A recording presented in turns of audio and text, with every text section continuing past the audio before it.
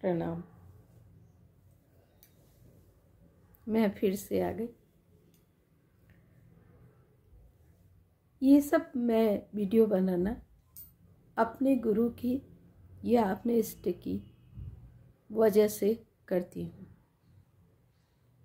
Thoughts तो मैं काफ़ी टाइम से लिखती थी, बस यूँ लोग पढ़ते भी थे, पसंद भी करते थे। अचानक मेरे इष्ट की कृपा कहिए या आदेश कहिए या जो भी कहिए, मुझे अंदर से एक प्रेरणा हुई कि मैं अपने थॉट्स का वीडियो बनाना स्टार्ट करूं, और मैंने किया। तो आप लोग से रिक्वेस्ट है, अगर पसंद आता है तो लाइक करें, कमेंट करें, सब्सक्राइब करें, और आपसे बन पड़े तो शेयर भी करें। मेरी इच्छा है कि मेरी बातें जितनी ज़्यादा दूर तक पहुंच सके उतनी अच्छी है। तो जो लोग लाइक सब्सक्राइब कर रहे हैं, शेयर कर रहे हैं, उनको बहुत बहुत धन्यवाद।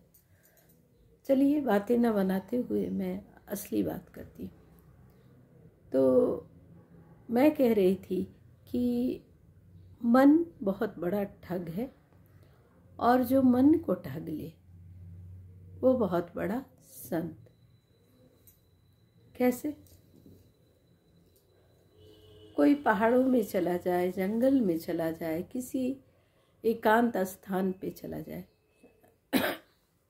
तो बहुत आसान है अध्यात्म की ओर बढ़ जाना। लेकिन गृहस्थ में रहकर जो लोग अध्यात्म की ओर बढ़ रहे हैं, तो ये बात कोई छोटी मोटी नहीं है। हमारे इस चैनल पर मुझे पता है वही लोग हैं जिन्हें कहीं ना कहीं से अध्यात्म में रुचि है, क्योंकि आजकल तो ज़्यादातर रुचि अलग तरह की चीज़ों में है। हाँ, मन नहीं लगता तो सभी रील देखते हैं, बहुत कुछ है करने को। तो मन की बात मैं बता रही थी। तो पहाड़ों में, जंगलों में कहीं भी जाना और वहाँ जाके एकांत में साधना करना सभी को छोड़कर बहुत आसान है। मुश्किल है जो सांसारिक कर्तव्यों को निभाते हुए जो भी लोग, जो भी स्त्री पुरुष अपने सांसारिक कर्तव्यों का निर्वाह करते हुए भी अध्यात्म की ओर बढ़ रहे हैं, बढ़ना चाहते हैं, या आत्मज्ञान चाह रहे हैं। क्योंकि आत्मज्ञान के बगैर तो परमात्मा को पाना नामुमकिन ही है। तो ये कई बार मेरे मन में सवाल आता था कि आखिर ये मंत्र बने क्यों?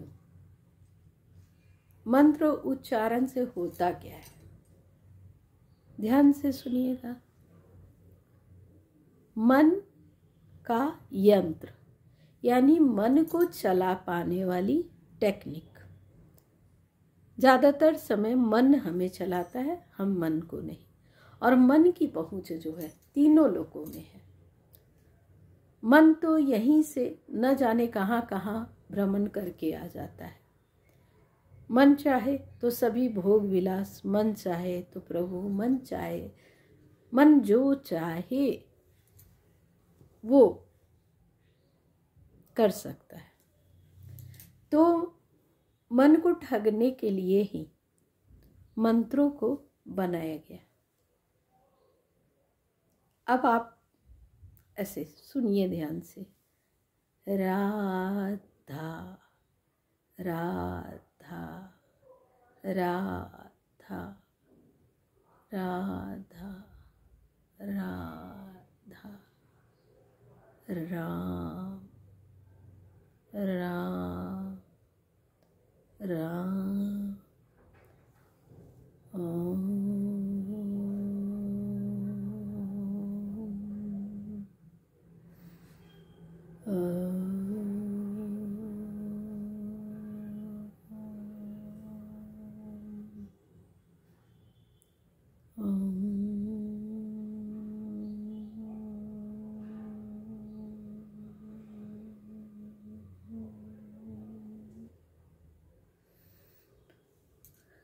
अब आप इसको ध्यान से सुनिए, खुद उच्चारण करके।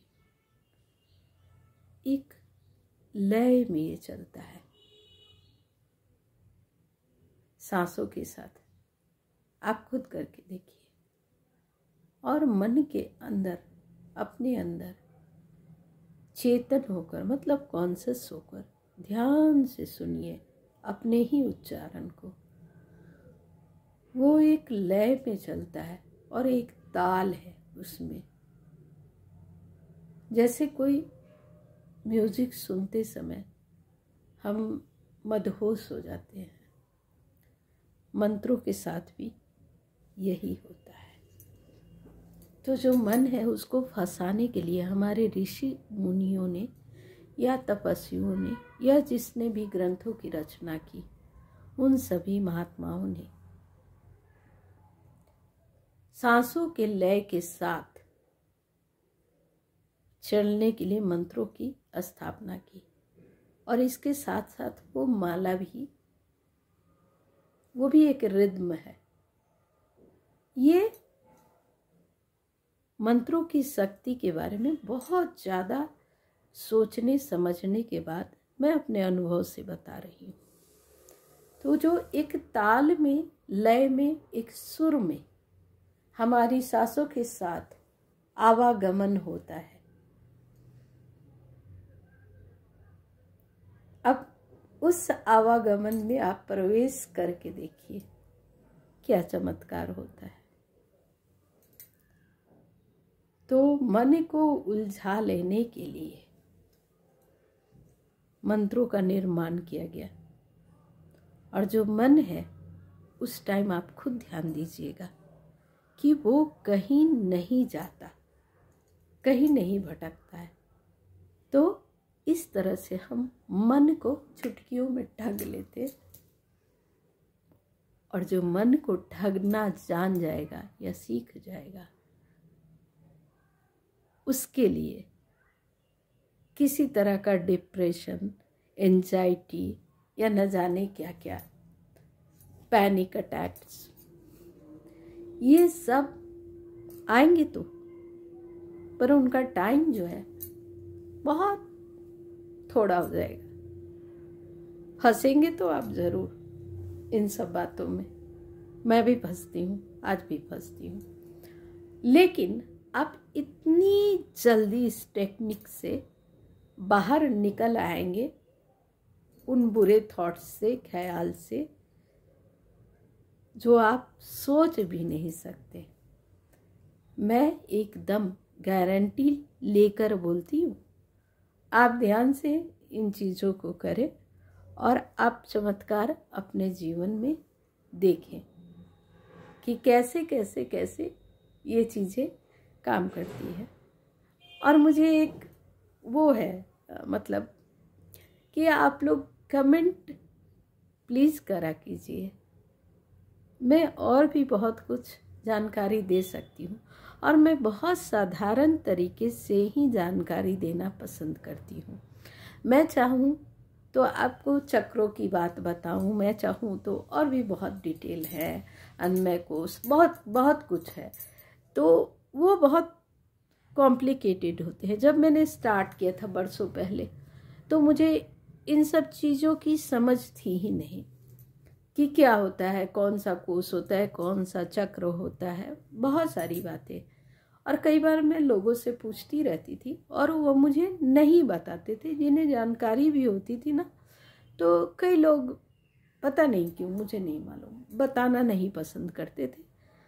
ऐसा बोलते थे ये हमारी प्रॉपर्टी है, मतलब मैंने जो साधना करके अर्जित किया है वो प्रॉपर्टी है, वो नहीं शेयर करना चाहते थे।